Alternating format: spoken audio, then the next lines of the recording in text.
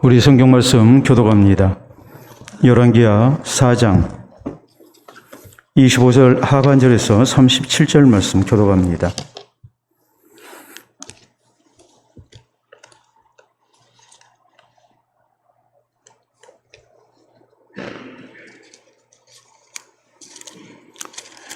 열왕기하 4장 25절 하반절에서 37절 말씀 교독합니다. 하나님의 사람이 멀리서 그를 보고 자기 사환 게하시에게 이르되 저기 수넴 여인이 있도다.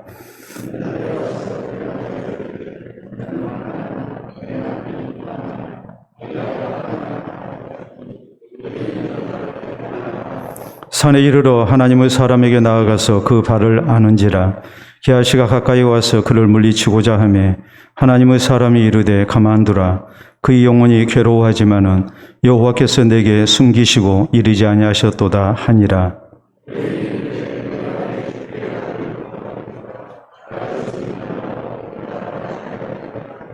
엘리사가 게하시에게 이르되 내 허리를 묶고 내 지팡이를 손에 들고 가라. 사람을 만나거든 인사하지 말며 사람이 내게 인사할지라도 대답하지 말고 내 지팡이를 그 아이 얼굴에 놓으라 하는지라.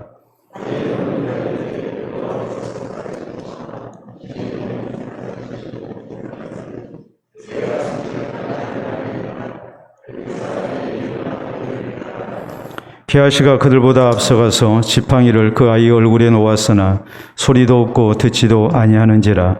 돌아와서 엘리사를 맞아 그에게 말하여 아이가 깨지 아니하였나이다 하니라.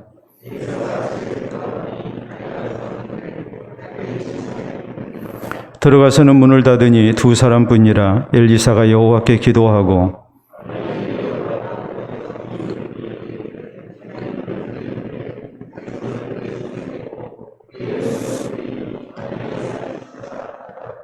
엘리사가 내려서 집안에서 한 번 이리저리 다니고 다시 아이 위에 올라 엎드리니 아이가 7번 재채기하고 눈을 뜨는지라.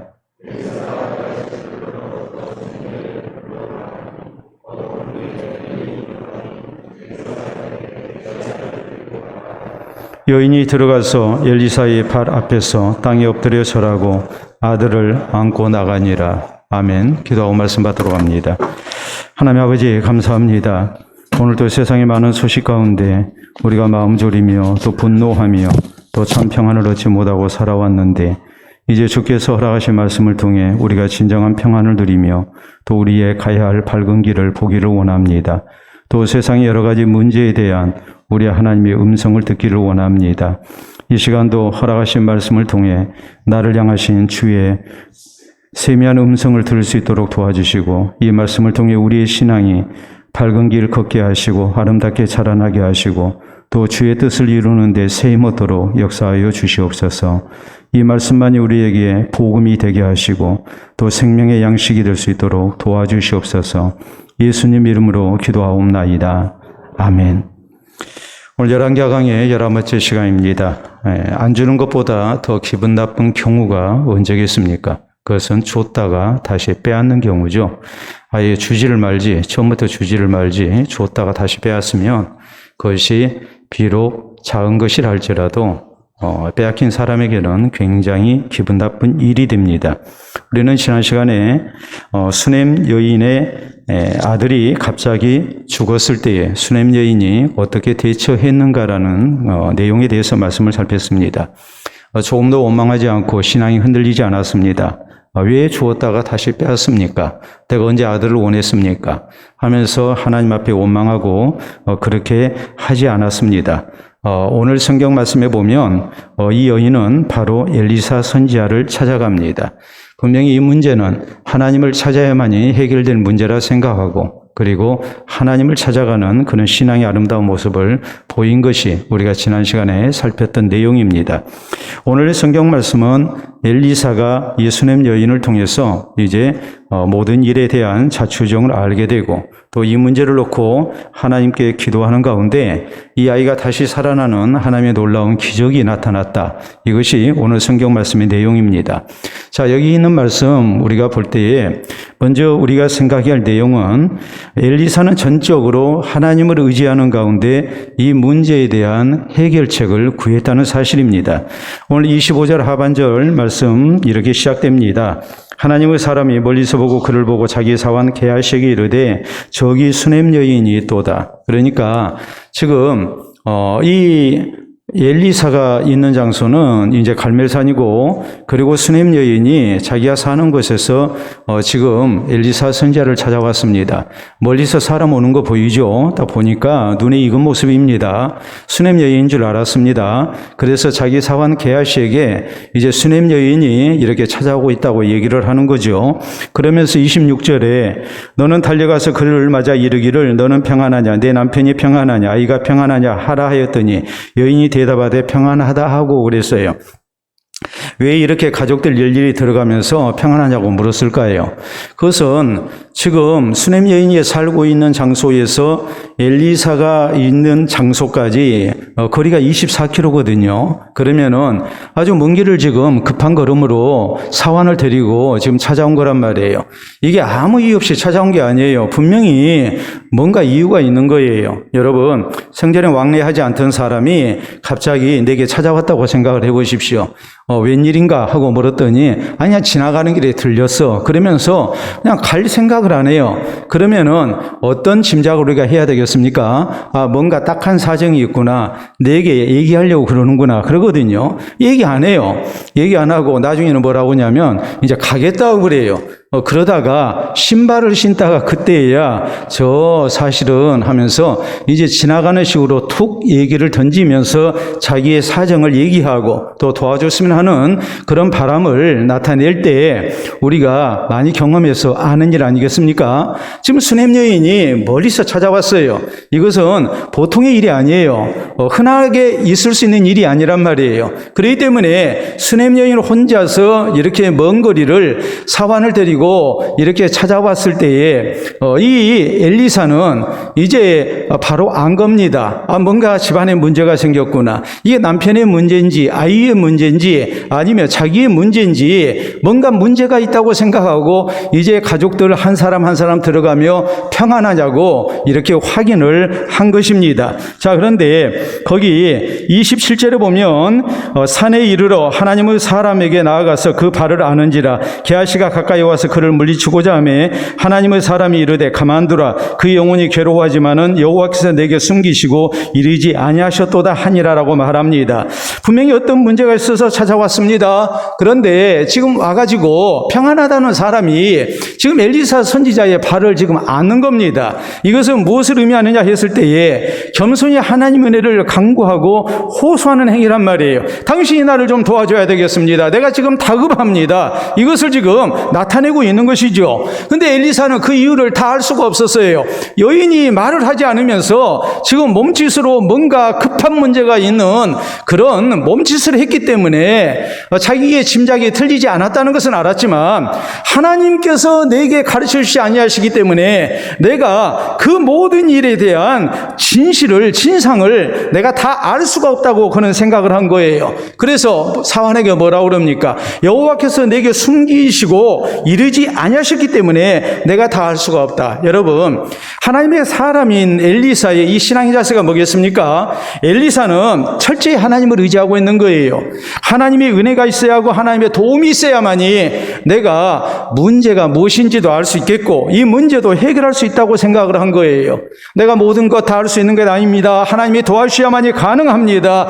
수냄 여인의 괴로운 사정을 내가 충분히 짐작을 하고 있지만 그 진실은 내가 모른단 말이에요. 그렇기 때문에 하나님의 은혜가 있지 아니하고는 내가 알 수도 없고 또 거기에 합당한 적합한 은혜도 내가 이렇게 구할 수도 없는 거예요. 그렇기 때문에 이 엘리사는 이제 하나님께서 내게 가르쳐주지 아니하시니 내가 다 알 수가 없구나라고 이렇게 말을 하고 있는 거예요.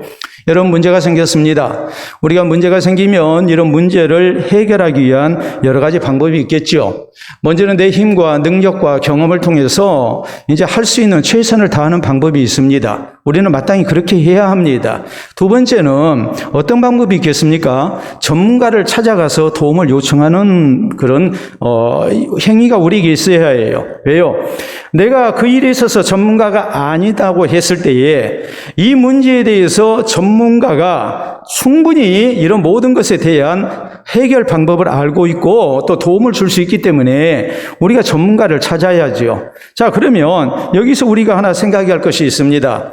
내 개인의 노력으로 또 최선을 다한 그런 수고 속에 우리가 얻는 결과가 낫겠습니까? 아니면 전문가를 찾아가서 전문가에게 맡기고 전문가의 도움을 구하는 것이 더 선한 결과로 나타나겠습니까? 마땅히 우리가 전문가를 찾아야지요. 그런가 하면 어떤 경우에는 전문가를 찾기 힘들 때에 우리에게도 필요한 것이 뭐겠습니까? 집단지성이라는 게 있어요. 집단지성이라는 것은 여러 사람을 통해서 의견을 모은 가운데에 거기서 최선의 방법을 찾아내는 거예요. 이게 집단지성이거든요. 자, 그러면 전문가들도 혼자서 해결할 수 없는 문제가 있게 될 때에 전문가지만 전문가들도 뭐합니까? 집단지성을 필요로 합니다. 전문가들끼리 모여서 이 문제에 대해서 해결을 하는 거예요. 이것이 우리가 문제를 해결해 나가는 방법이에요.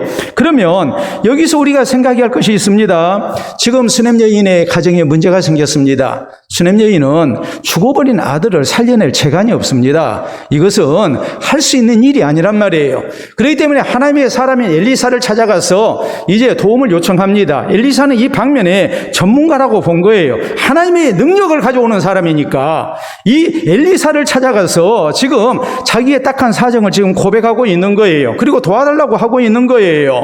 자, 그러면 여기서 우리가 생각해야 할 것이 뭐겠습니까? 엘리사의 태도죠. 여러분, 엘리사가 전문가니까 엘리사 혼자 다 할 수 있습니까? 엘리사는 그렇게 생각 안 했습니다. 그렇다고 해서 다른 선지자 도움을 받아야 되겠습니까? 지금 그럴 형편도 아니죠. 지금 사람의 힘으로 해결할 수 있는 문제가 아니에요. 그렇기 때문에 전문가인 엘리사라 할지라도 살아계신 하나님을 찾지 아니하고는 이 문제는 절대로 해결 안 된다고 본 거예요. 그렇기 때문에 지금 하나님의 은혜가 있어야만이 내가 이 문제를 바로 알고 또 하나님의 도우심으로 해결할 수 있다고 믿고 이렇게 하나님을 언급을 하고 있는 것입니다. 자, 우리 성도에게 문제가 생겼습니다. 그러면 우리는 마땅히 전문가의 도움을 받아야죠. 어떤 경우 경험자를 찾아야 하고 어떤 경우 병이 들었으면 의사를 찾아야 하고 또 기술적인 문제에 우리가 부딪혔다면 기술자를 찾아야죠.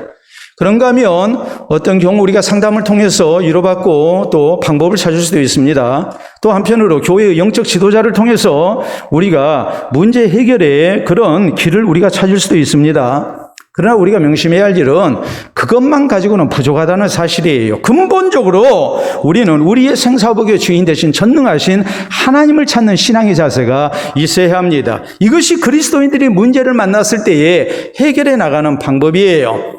여러분, 아사왕이 병이 들었습니다. 병이 들었는데 아사왕은 철저히 전문가를 찾았습니다. 그 전문가는 의원입니다. 나라에 용하다는 의사들 분명히 있지 않겠습니까? 의의들이 있죠. 그래서 자기의 주치의들, 의의를 동원해서 자기의 병든 것을 낫고자 했습니다.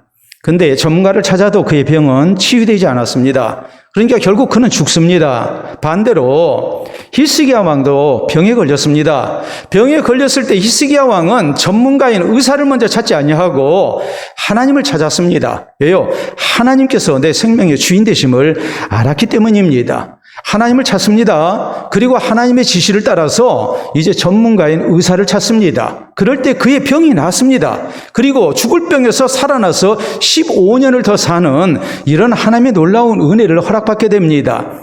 자, 우리가 마태복음 17장에 보면 이런 대목이 나옵니다. 자, 예수님의 제자들이 예수님께서 베드로와 야고보, 요한 핵심 세 제자를 데리고 산 위로 올라가셔서 자신의 변형된 모습을 보이신 사건이 나옵니다. 그때에 산 아래에 있었던 9명의 제자들, 자, 귀신 들려서 간질발작을 일으키는 아이를 고치지를 못합니다. 저희가 집단지성으로 이 문제를 해결하려고 했습니다. 자신들의 경험이 있습니다.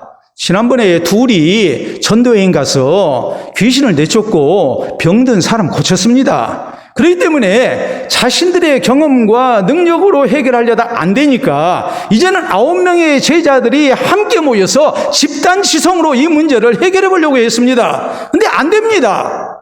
예수님 오셨습니다. 예수님께서 문제를 해결하십니다. 귀신을 내쫓고 이 아이를 온전케 하십니다. 제자들이 조용히 여쭤봤습니다. 왜 우리는 안 됐습니까? 지난번에 우리는 이런 유사한 그런 경우 사람을 고쳤습니다. 또 우리가 지금 2명일 때도 고쳤는데 9명이 모였는데 지금 안 됐습니다. 더구나 예수님께서 하시는 방법을 보니까 자기들의 방법과 전혀 차이가 없는 것 같습니다. 그러니까 예수님께 여쭤본 겁니다. 왜 우리는 안 됐습니까? 이런 상황 속에서 예수님께서 하시는 말씀은 이것이었습니다. 기도 외에는 이런 종류가 나갈 수 없느니라. 이 말의 의미는 자기의 전문적 지식만 내세웠다는 거죠. 집단 지성만 내세웠다는 거죠. 저희가 생명의 주 되시는 하나님을 찾지 않았습니다. 하나님 없이 문제를 해결하려고 한 겁니다. 그러니까 보기 좋게 실패를 한 것이죠. 여러분, 우리 성도가 기억해야 할 일이 이것입니다. 우리가 세상을 살다 보면 여러 가지 문제에 봉착하게 됩니다. 이런 문제 내 힘으로 해결하려다 안 되면 우리는 집단 지성에 호소하고 어떤 경우 전문가를 찾습니다. 그러나 우리에게 근본적으로 우리가 찾고 의지해야 할 대상은 전능하신 하나님이십니다. 하나님만이 이 문제를 해결하실 수 있다 믿고 우리는 살아계신 하나님을 찾아야 하고 하나님께 기도해야 하고 그리고 난 다음에 우리는 전문가도 찾아야 하고 우리가 집단 지성도 의지해야지 하나님 없이 문제를 해결하려고 하는 것, 이것은 개인적으로나 혹은 단체 집단이 모여서든지 우리가 꼭 피해야 할 그런 모습이라는 것을 잊지 말아야 합니다. 살아계신 하나님을 찾아서 문제를 해결하고자 하는 이런 신앙의 자세가 우리에게 먼저 있어야 합니다. 엘리사가 얼마나 경험이 많습니까? 그러나 엘리사는 그렇게 하지 않았습니다. 하나님의 은혜 있어야만이 이 문제는 해결된다고 믿은 겁니다.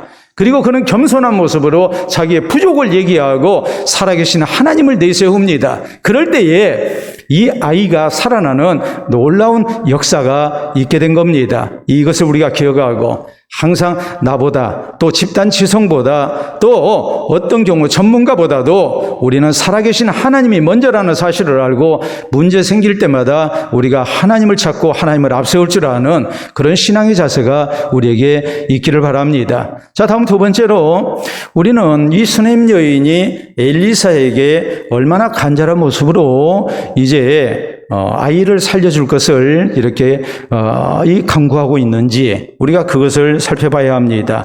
자, 26절에 보면 수넴 여인은 엘리사가 지금 게하시를 시켰죠. 너는 달려가서 그를 맞아 이르기를 너는 평안하냐, 내 남편이 평안하냐, 아이가 평안하냐 하라 하였더니 여인이 대답하되 평안하다 하고 그랬거든요.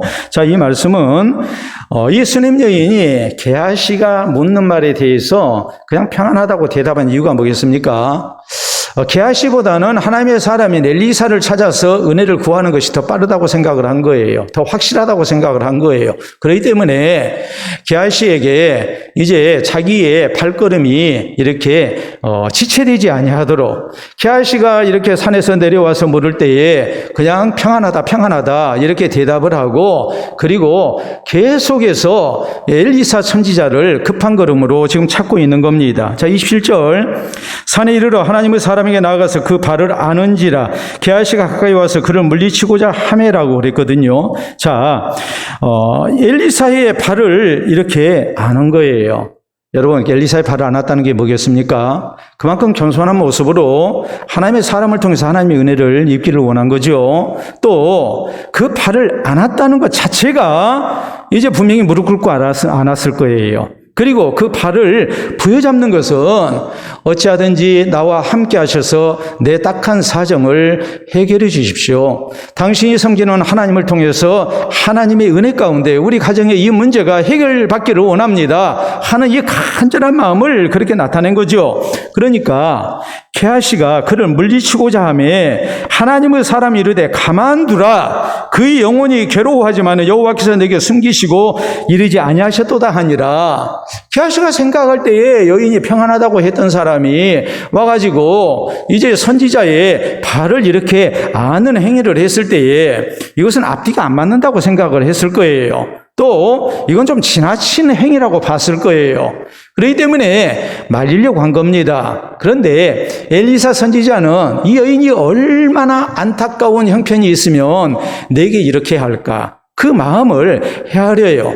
그러나 모든 진상을 알 수 있는 건 아니죠. 하나님이 안 가르쳐 주셨으니까. 자, 28절에 여인이 이르되 내가 내 주께 아들을 구하더이까 나를 속이지 말라고 내가 말하지 아니하더이까 하니라고 했습니다. 자, 이 말의 의미는 왜 아들 줬다가 빼앗아갑니까? 내가 언제 아들을 원했습니까? 당신이 아들 얻게 해주겠다고 해서 얻은 아들인데 이제 와서 이렇게 데려가시면 어떡합니까? 이런 원망하는 얘기가 아니에요. 이 말은 당신이 나에게 하나님의 은혜가 나타나도록 이렇게 도와줘서 얻은 아들인데 이 아이가 지금 죽었습니다. 내 마음은 아이가 없었을 때보다도 더 슬픕니다라는 것을 지금 그렇게 완곡하게 표현하는 거예요. 이 말의 핵심이 뭐겠어요? 아들이 죽었습니다. 어떻게든 좀 살려주십시오. 지금 이 마음을, 아픈 마음을 지금 고백을 하고 있는 거예요. 엘리사가 바로 알아듣죠. 자, 29절 봅니다. 엘리사가 게하시기 이르되 내 허리를 묶고 내 지팡이를 손에 들고 가라. 사람을 만나거든 인사하지 말며 사람이 내게 인사할지라도 대답하지 말고 내 지팡이를 그 아이 얼굴에 놓으라 하는지라 라고 말합니다. 자, 바로 알아듣고 게하시에게 지팡이를 주면서 바로 가라. 지체하지 말고 가서 아이 얼굴에 이 지팡이를 올려놓으라 그랬거든요. 지팡이에 무슨 능력이 나타난다는 말이 아니에요. 지금 엘리사가 분명히 이 문제에 대해서 내가 하나님 앞에 기도하고 부탁하겠다는 것을 그렇게 표현을 한 거예요.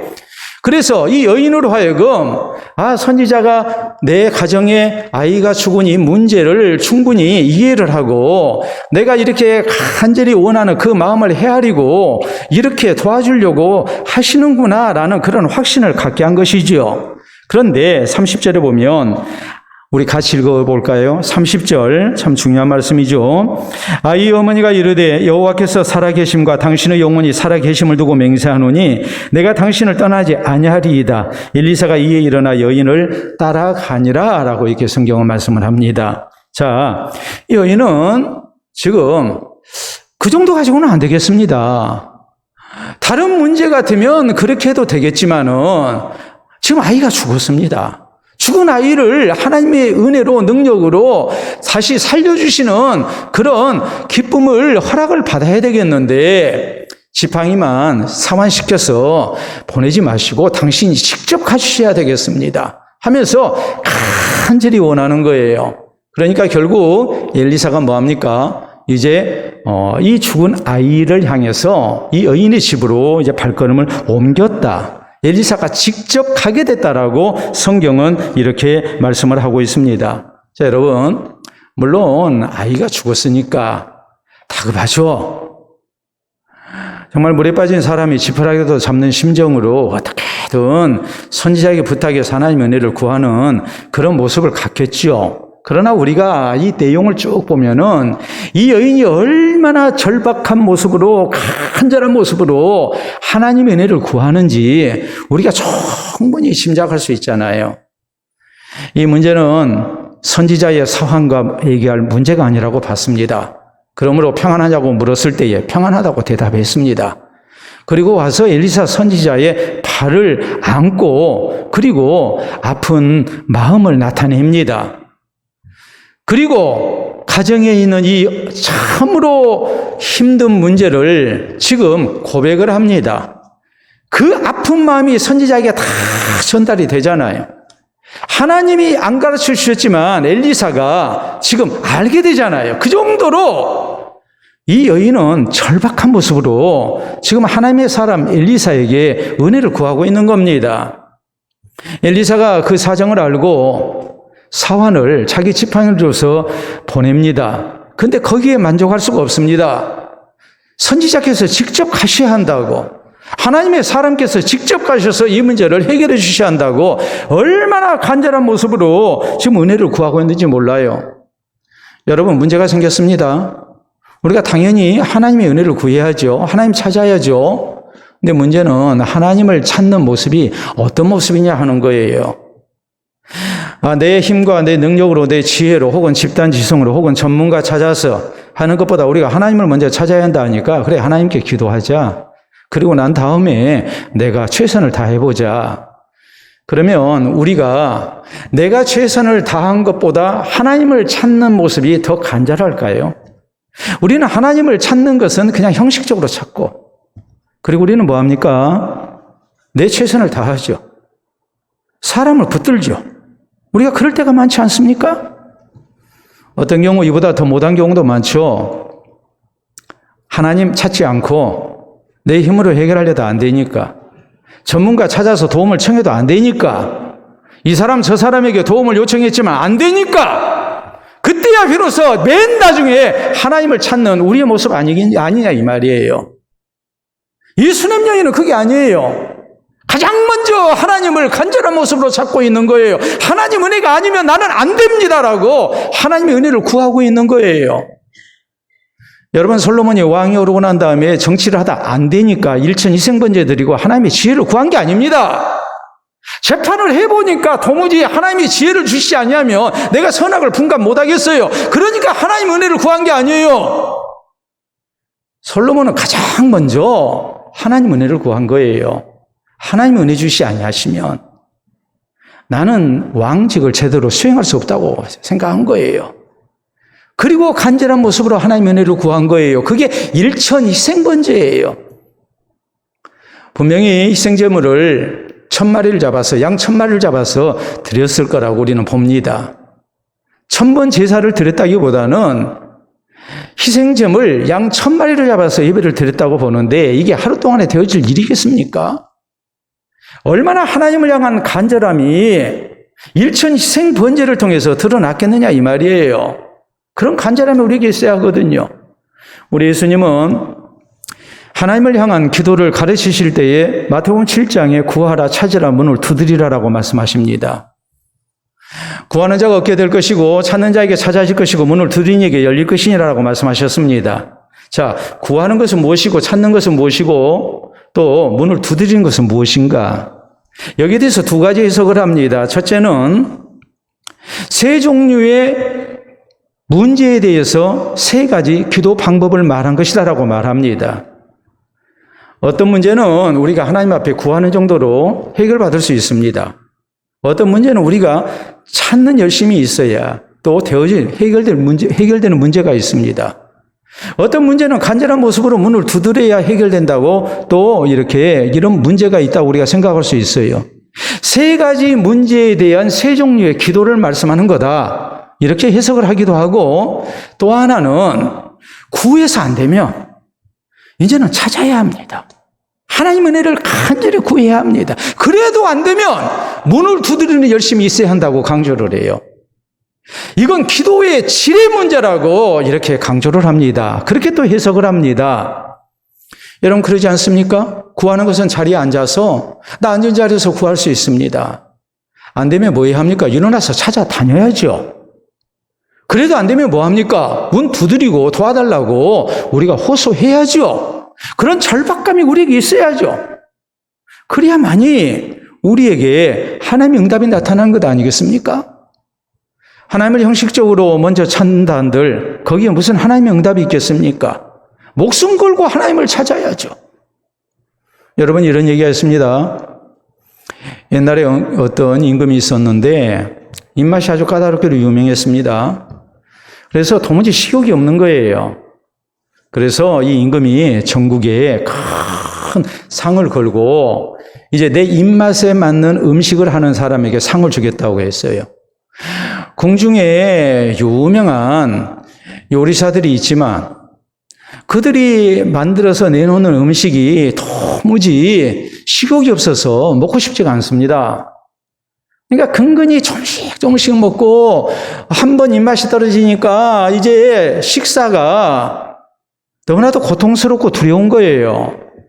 그래서 전국에 방을 내려서 큰 상을 걸고 누구든지 임금님의 입맛에 맞는 음식을 만들어서 제공하면 이제 그에게 합당한 대가를 지불하겠노라고 이렇게 전국에 방을 내렸습니다.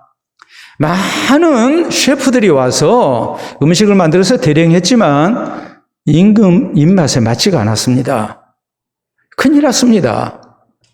이런 형편에서 저 지방에 있는 한 젊은이가 와가지고 하는 얘기가 제가 임금님의 입맛에 맞는 음식을 해드리겠습니다. 너 정말 그렇게 할 수 있느냐? 임금이 너무나도 어처구니없이 이렇게 젊은 친구가 그런 얘기를 하니까 이게 나를 데리고 장난하나 하는 그런 생각이 들어서 너 내 입맛에 맞는 음식을 만들어내지 못하면 너 크게 벌을 받을 줄 알아라 그랬어요. 그래도 하겠느냐? 그랬더니 하겠다는 거예요. 그러면서 임금님, 그러나 한 가지 조건이 있습니다. 제가 음식을 만들어서 대령하기까지 사흘 동안 아무것도 먹어서는 안 됩니다. 무슨 일인지 아시겠죠? 뭐냐, 그렇게 하겠다. 사흘 굶었습니다. 사흘 후에 이 젊은이가 일반 서민들이 먹는 배춧국을 밥하고 같이 올려놨습니다. 그랬더니 엄청나게 임금이 개걸스럽게 먹었습니다. 그리고 말합니다. 세상에 이렇게 맛있는 음식이 도대체가 어디 있었단 얘기냐. 여러분, 뭐 때문에 그랬을까요? 배고프잖아요. 그래서 시장이 반찬이라고 말하지 않습니까? 하나님의 은혜도 마찬가지입니다. 시편 109편 7절의 성경은 말씀합니다. 107편 9절에 말씀하시기를 하나님은 사모하는 영혼을 만족시켜 주시고 굶주린 사람의 배를 채워주신다고. 우리가 하나님에 대한 간절한 사모함이 있어야 하나님께서 우리의 영혼에 만족을 주시고 줄인 영혼을 배부르게 해주신다고 이렇게 말씀을 하십니다. 형식적으로 하나님 찾는 모습이 돼서는 안 됩니다. 하나님 은혜가 아니면 전문가의 도움도 헛것이고 집단 지성도 헛것이고 내 모든 수고 최선의 노력도 헛것이라고 우리가 믿고 이 살아계시는 하나님의 은혜를 간절히 구하는 성도가 돼야 됩니다. 그럴 때에 하나님의 놀라운 구원의 역사가 나타난다는 사실을 우리 모두가 잊지 말기를 바랍니다. 자, 세 번째 우리가 생각해야 할 또 소중한 내용이 있습니다. 엘리사가 죽은 아이를 다시 살려낸 그 과정을 우리가 생각을 해야 해요. 자, 31절 말씀. 게하시가 그들보다 앞서가서 지팡이를 그 아이의 얼굴에 놓았으나 소리도 없고 듣지도 아니하는지라 돌아와서 엘리사를 맞아 그에게 말하여 아이가 깨지 아니하였나이다 하니라. 여인이 그랬잖아요. 저 사환을 시켜서 선지자님의 지팡이를 아이 얼굴에다 갖다 놔라고 그랬는데 그것만 가지고는 안 되겠습니다. 직접 가주셔야 되겠습니다. 간청을 해서 이제 게하시가 가고 난 다음에 이제 엘리사 선지자가 이 여인과 함께 이제 여인의 집으로 발걸음을 옮긴 겁니다. 자, 그 사이에 게하시는 이 여인의 집에 도착을 해서 아이 얼굴에다가 지팡이를 올려놨는데 아무런 변화가 없습니다. 그러니까 다시 돌아오는 길에 지금 엘리사 선지자를 맞이했습니다. 그리고서 이제 보고를 하는 것이죠. 자, 32절. 엘리사가 집에 들어가 보니 아이가 죽었는데 자기가 침상에 눕혔는지라 들어가서는 문을 닫으니 두 사람뿐이라. 엘리사가 여호와께 기도하고 아이에 올라 엎드려 자기 입을 그의 입에 자기 눈을 그의 눈에 자기 손을 그의 손에 대고 그의 몸에 엎드리니 아이의 살이 차차 따뜻하더라 라고 말씀을 하죠. 자, 이 대목을 우리가 생각을 하면 엘리야 선지자가 여러분 잘 아시다시피 사르밧 과부의 죽은 독자를 살려낸 과정과 비슷하다는 것을 우리가 알 수 있습니다. 엘리야도 이런 방법으로 죽은 독자를 살렸거든요. 그러니까 엘리사도 지금 같은 방법을 사용하고 있는 거예요. 그런데 35절에 엘리사가 내려서 집 안에서 한번 이리저리 다니고 다시 아이에 올라 엎드리니 아이가 7번 재채기하고 눈을 뜨는지라. 7번 재채기했다는 것은 이 아이가 완전하게 생명을 이제 다시 되찾았다는 것을 의미를 해요. 자, 그러면 엘리사가 하나님의 은혜 속에서 한 번에 이 아이를 살리지는 못하고 왜 이렇게 단계적으로 이제 하나님의 은혜가 나타나도록 했는가라는 거예요. 사실 엘리사가 아이에 올라서 이렇게 자기 입을 아이의 입에 자기 눈을 또 아이의 눈과 맞추고 그리고 손을 그의 손에 대고 그의 몸에 엎드리니 아이의 살이 차차 따뜻하더라 그랬거든요. 근데 갑자기 딱 멈춰버린 겁니다. 그리고서 집안에서 한번 이리저리 다니고 그랬거든요. 다시 아이에 올라 엎드리니 그랬거든요. 여러분, 이 상황에서 아이의 엄마가 어떤 생각이 들겠습니까? 아이, 선지자님, 아이가 좀 좋아지려고 하는데 왜 내려오세요? 계속 하셔야지. 지금 하나님의 은혜가 나타나고 있어요. 그런데 선지자가 지금 도중에 그만둬 버린 거예요. 뭐 다급하죠?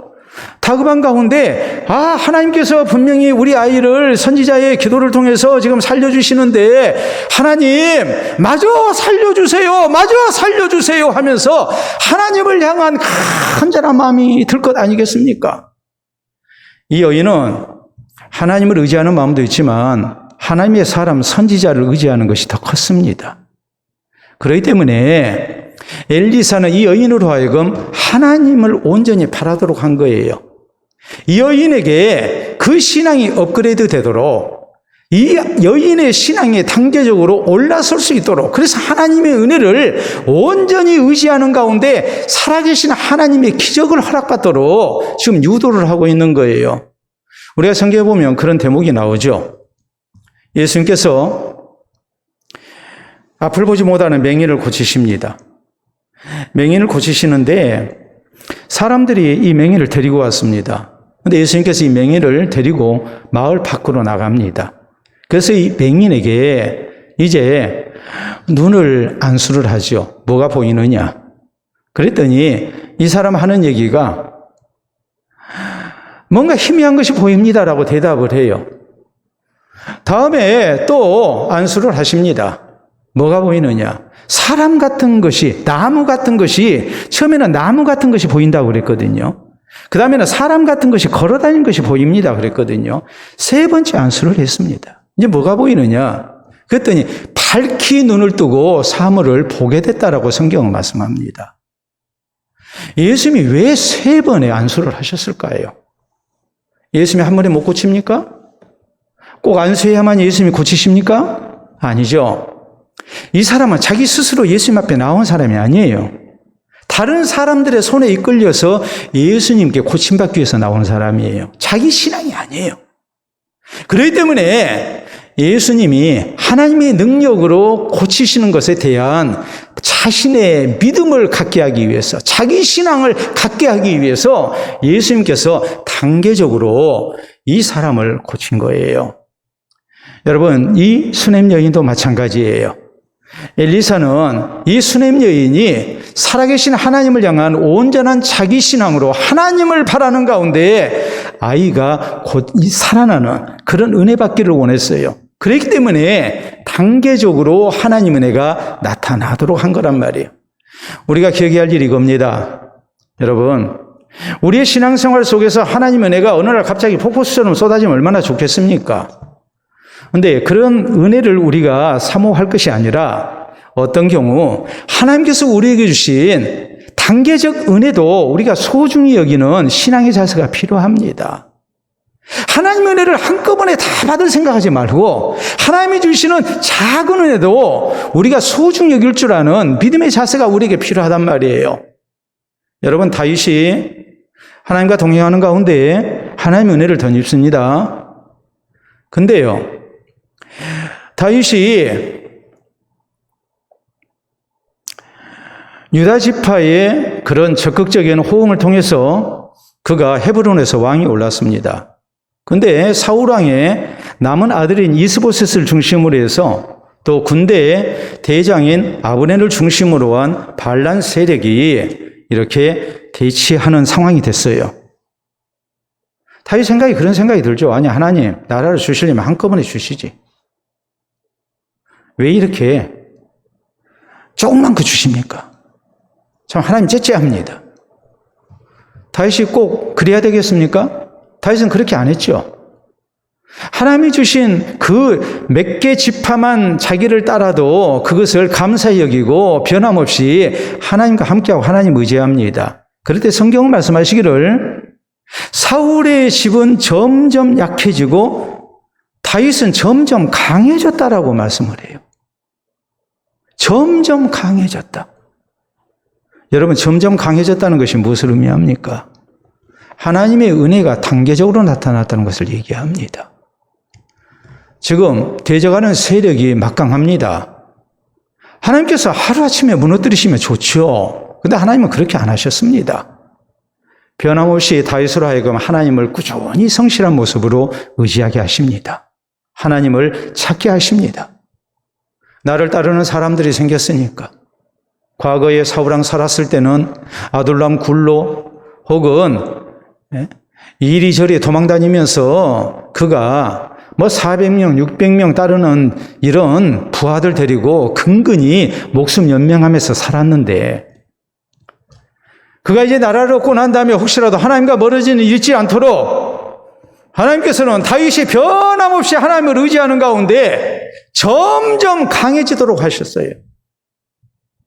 여러분, 요담이 왕이 오르고 난 다음에 살아계신 하나님만 의지하고 삽니다. 아버지 우시아 왕이 성전에 올라가서 제사장만이 할 수 있는 하나님께 분향하는 일을 자기가 하겠다고 덤비다가 이마에 나병이 생겼고 왕궁에서 쫓겨났고 그리고 이제 죽을 때까지 나병 낫지 않았습니다. 이 아버지의 뒤를 이어서 아들 요담이 왕이 올랐습니다. 요담은 성경에 보면 성전에 들어가지 아니했다고 그랬습니다. 자기 아버지와 같은 잘못을 범할까 봐서 그는 아예 성전에 들어가지 않았습니다. 그리고 오직 하나님만 잘 섬기기를 원합니다. 그리고 요담의 이런 모습에 대해서 성경은 말씀하시기를 요담이 점점 강해졌다라고 말씀합니다. 우리 하나님의 은혜가 한꺼번에 우리에게 주어지면 참 좋겠죠. 그러나 하나님께서는 우리가 혹시라도 하나님을 향한 신앙에서 멀어질까 봐서 우리에게 작은 은혜 꾸준히 주시는 가운데 우리가 변함없이 성실한 신앙생활을 할 것을 이렇게 요구하십니다. 여러분, 그렇기 때문에 하나님 은혜가 내가 원하는 만큼 빨리 나타나지 아니했다 해서 우리가 급한 마음 가져서는 안 됩니다. 운동선수가 부상을 당했을 때에 재활 과정을 거치게 됩니다. 재활 과정은 굉장히 지루합니다. 금방이라도 내가 경기에 나갈 수 있을 것 같은데 팀 닥터가 못 나가게 합니다. 완전히 낫고 난 다음에 나가라고 합니다. 그러니까 견디기가 힘든 거예요. 그런데 그걸 견뎌내지를 못하고 급한 마음으로 무리를 해버리면 정말 고질적인 부상을 이렇게 당하게 됩니다. 마찬가지입니다. 우리의 인생 역전이라는 것이 한 방에 되어진다고 생각해서는 안 됩니다.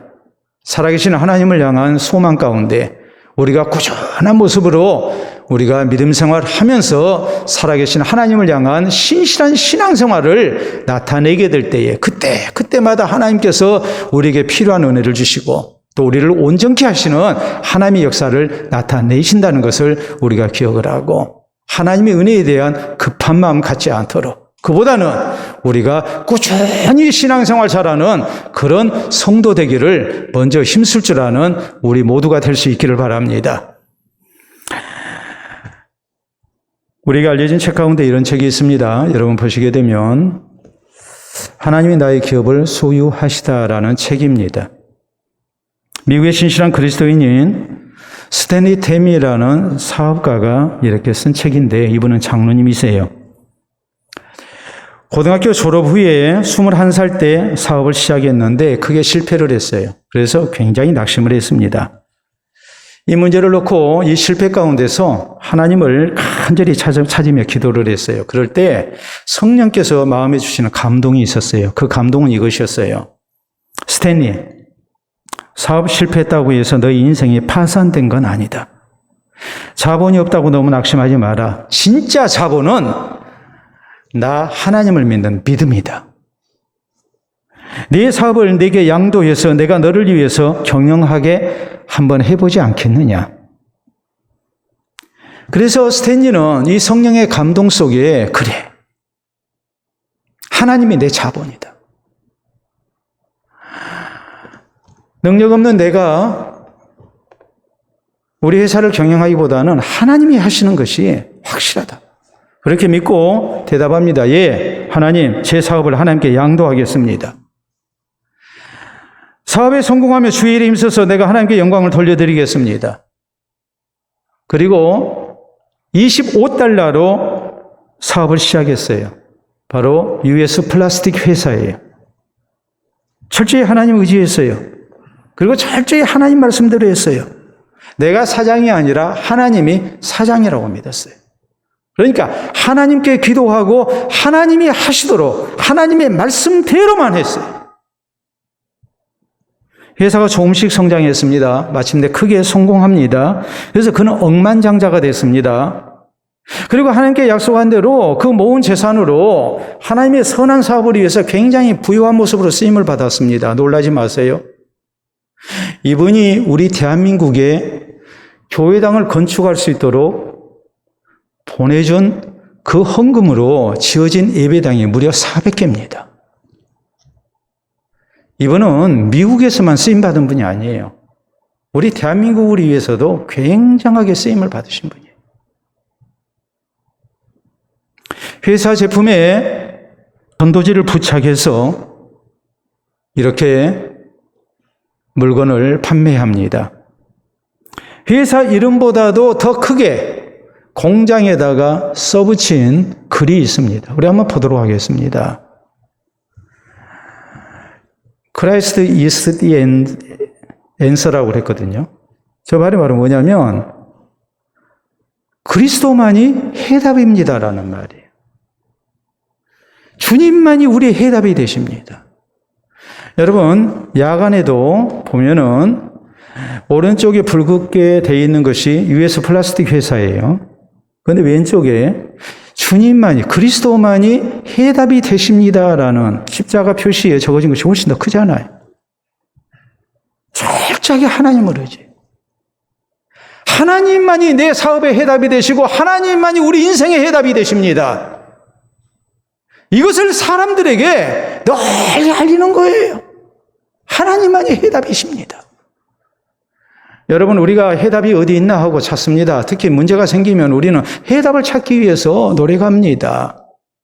내 모든 지혜를 동원합니다. 내 경험을 동원합니다. 내 인맥을 동원합니다. 그런가 하면 우리는 전문가를 찾습니다. 근데 우리가 가장 먼저 찾아야 할 그 길은 어디에 있습니까? 하나님이십니다. 하나님을 찾아서 기도하고 하나님의 은혜를 구해야 합니다. 그리고 난 다음에 내가 할 수 있는 최선을 다해야 하고 전문가도 찾아야 하고 집단 지성도 의지해야 하고 제일 중요한 것, 제일 먼저 해야 할 것은 하나님께 해답이 있다고 믿고 우리가 하나님을 찾는 거예요. 간절한 모습으로 하나님을 찾는 거예요. 내 인생의 해답이 어디 있는가? 네 풀리지 않는 내 인생의 해답이 어디 있는가? 하나님을 향한 신앙으로 사는 거예요. 하나님을 향한 신앙으로 살면서 급한 마음 갖지 말아야 해요. 로또 복권 당첨되듯이 한 방에 내 인생 역전되는 게 아니에요. 꾸준히 하나님을 향해 기도하며 하나님 의지하는 가운데 하나님 말씀을 따라서 사는 성실한 모습이 우리에게 있어야 합니다. 그럴 때 하나님께서 점점 강해지게 하시는 은총을 나타내십니다. 그리고 하나님만이 나의 인생의 해답이셨습니다. 내 인생의 모든 문제의 해답은 오직 우리 주님이셨습니다라는 고백을, 간증을 우리도 할 수 있습니다. 오늘 주신 말씀을 생각하면서 이런 신앙의 자세, 또 하나님의 은혜를 구하는 이런 간절한 모습, 우리에게 있어서 우리에게 앞으로 살아계신 하나님만이 내 인생 문제의 모든 문제의 해답이셨습니다라고 고백하는, 간증하는 은혜가 우리에게 있기를 바랍니다. 우리 함께 기도합니다.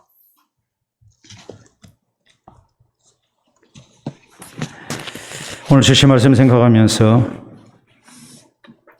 나는 하나님을 어느 정도로 갈망했는지, 사모했는지, 얼마나 하나님 앞세우고 의지했는지, 얼마나 성실하게 하나님 꾸준히 하나님을 향한 신앙으로 살았는지 다시 한번 돌아보면서 주를 향한 아름다운 다짐의 기도가 있기를 바랍니다. 기도합시다.